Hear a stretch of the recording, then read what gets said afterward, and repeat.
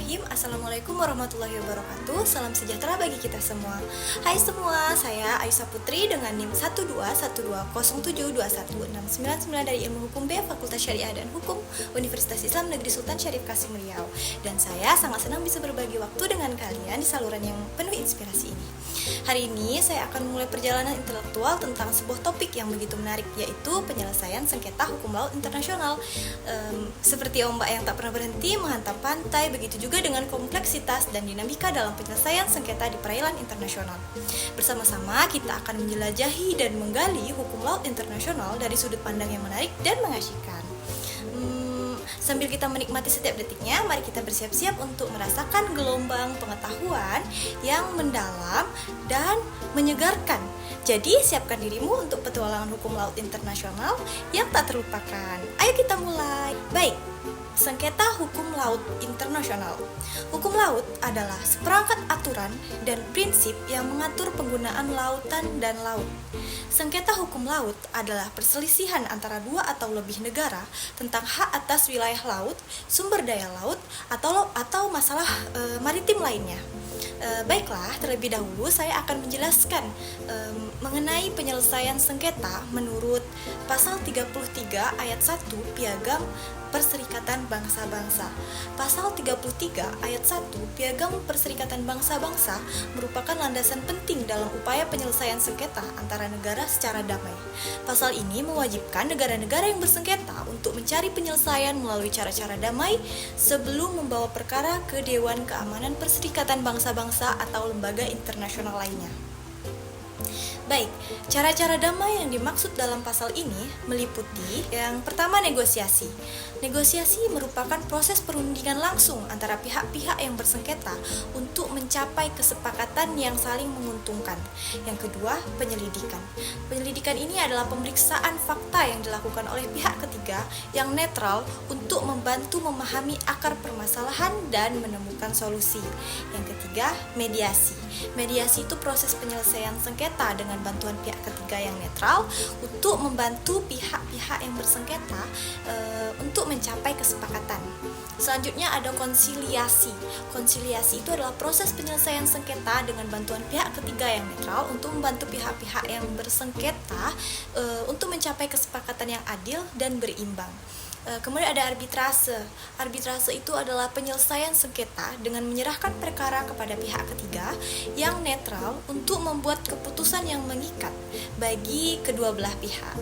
Kemudian ada dengan penyelesaian hukum. Apa itu penyelesaian hukum? Penyelesaian hukum itu adalah penyelesaian sengketa melalui pengadilan internasional seperti Mahkamah Internasional atau ICJ. Kemudian ada cara-cara regional seperti penyelesaian sengketa melalui mekanisme regional yang telah disepakati oleh negara-negara di kawasan tersebut. Pasal 33 ayat 1 Piagam Perserikatan Bangsa-Bangsa tidak menentukan metode penyelesaian sengketa yang mana yang harus digunakan.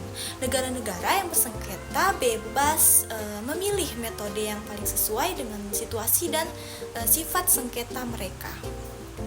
Baik, jika kita membahas mengenai bagaimana penyelesaian suatu sengketa dalam hukum laut internasional, maka kita harus tahu dulu yurisdiksi dalam penyelesaian sengketa hukum laut internasional.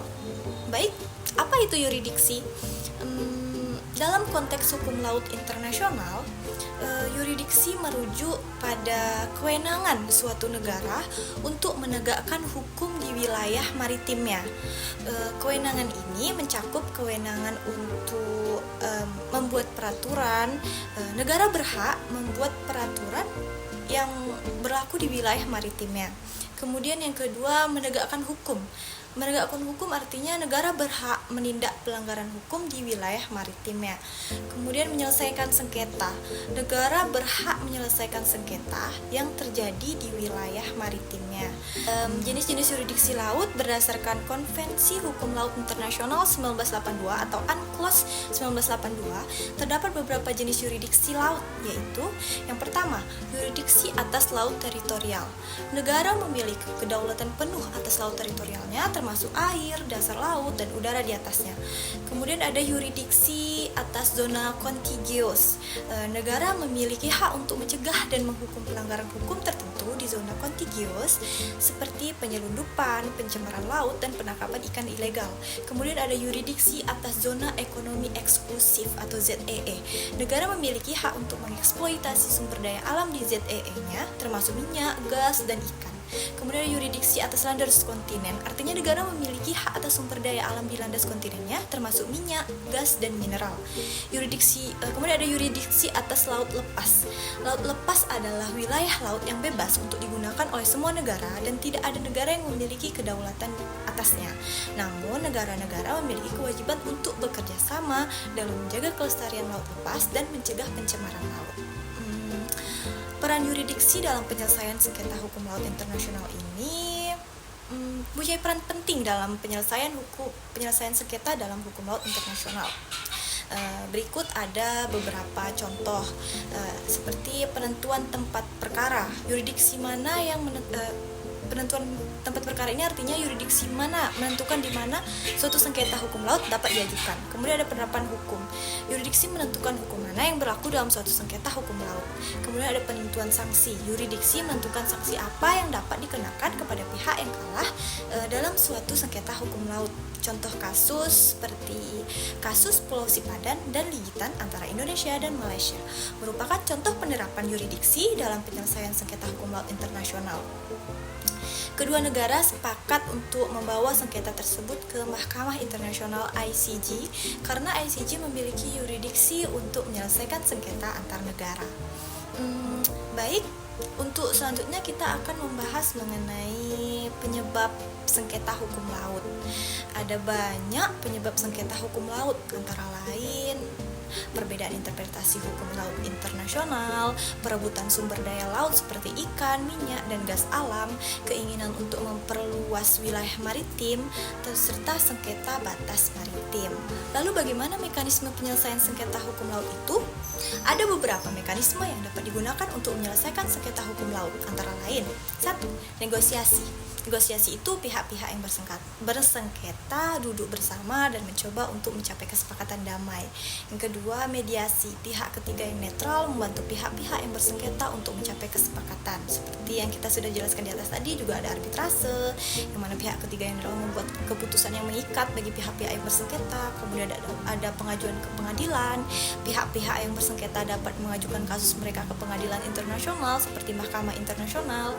Baik, kemudian contoh sengketa hukum laut dalam berbagai negara itu ada banyak contoh sengketa hukum laut di dunia, antara lain ada sengketa laut Cina Selatan antara Cina, Vietnam, Filipina, Brunei Darussalam, Malaysia, dan Taiwan bersengketa atas wilayah laut Cina Selatan. Kemudian ada sengketa Kepulauan Senkaku Diaoyu, itu ada Cina dan Jepang bersengketa atas Kepulauan Senkaku Diaoyu di Laut Cina Timur. Kemudian ada sengketa Laut Kaspia antara Azerbaijan, Iran, Kazakhstan, Rusia, dan Turkmenistan bersengketa atas Laut Kaspia. Kemudian ada mekanisme penyelesaian sengketa laut internasional apabila tidak dapat diselesaikan melalui cara-cara damai seperti negosiasi, mediasi, dan konsiliasi. Konvensi Hukum Laut Internasional UNCLOS 1982 menyediakan berbagai pilihan badan peradilan untuk menyelesaikan sengketa laut, yaitu yang pertama, Mahkamah Internasional atau ICJ. ICJ adalah pengadilan permanen yang didirikan oleh PBB untuk menyelesaikan sengketa hukum antara negara-negara. ICJ memiliki yurisdiksi untuk menyelesaikan semua jenis sengketa laut, termasuk sengketa mengenai batas maritim, hak-hak penangkapan ikan, dan perlindungan lingkungan laut. Contoh kasus Temple of Phra Vihar antara Kamboja versus Thailand. Kemudian ada yang kedua, Tribunal Internasional untuk Hukum Laut atau ITLOS. ITLOS adalah pengadilan khusus yang didirikan oleh UNCLOS 1982 untuk menyelesaikan sengketa laut yang secara khusus diatur dalam konvensi tersebut. ITLOS memiliki yurisdiksi untuk menyelesaikan sengketa mengenai batas maritim, hak-hak penangkapan ikan, perlindungan lingkungan laut, dan eksplorasi dan eksploitasi sumber daya laut. Contoh kasusnya itu ada kasus Frontier Disputes antara Bangladesh dan versus India. Kemudian yang ketiga ada Tribunal Arbitrase atau badan peradilan ad hoc yang dibentuk atas persetujuan kedua belah pihak yang bersengketa. Tribunal Arbitrase adalah pengadilan sementara yang dibentuk oleh negara-negara yang bersengketa untuk menyelesaikan sengketa laut mereka, yang mana Tribunal Arbitrase hanya memiliki yurisdiksi untuk menyelesaikan sengketa yang secara khusus disepakati oleh negara-negara yang bersengketa. Contoh kasus Belkos versus pemerintah Republik Peru. Kemudian ada yang keempat, Tribunal Arbitrase Khusus. Tribunal Arbitrase Khusus adalah pengadilan sementara yang dibentuk oleh UNCLOS 1982 untuk menyelesaikan sengketa laut tertentu yang tidak dapat diselesaikan oleh ITLOS. Tribunal Arbitrase Khusus hanya memiliki yurisdiksi untuk menyelesaikan sengketa yang secara khusus diatur dalam konvensi tersebut. Contoh kasus itu ada kasus Yukos versus Federasi Rusia. Proses penyelesaian sengketa melalui badan peradilan umumnya terdiri dari beberapa tahap berikut. Yang pertama, pengajuan gugatan. Negara yang ingin menyelesaikan sengketa melalui badan peradilan harus mengajukan gugatan kepada badan peradilan yang memiliki yurisdiksi. Gugatan harus memuat uraian tentang sengketa, dasar hukum gugatan, dan tuntutan yang diajukan. Kemudian ada yang kedua, pemeriksaan perkara. Badan peradilan akan memeriksa perkara dengan mendengarkan keterangan dan bukti dari kedua belah pihak. Kemudian ada pemberian putusan. Badan peradilan akan memberikan putusan yang mengikat dan final. Putusan harus dipatuhi oleh kedua belah pihak tentunya. Baik, kita akan membahas tentang manfaat penyelesaian sengketa melalui badan peradilan. Penyelesaian sengketa melalui badan peradilan memiliki beberapa manfaat, yaitu yang pertama, memastikan penyelesaian sengketa yang adil dan tidak memihak.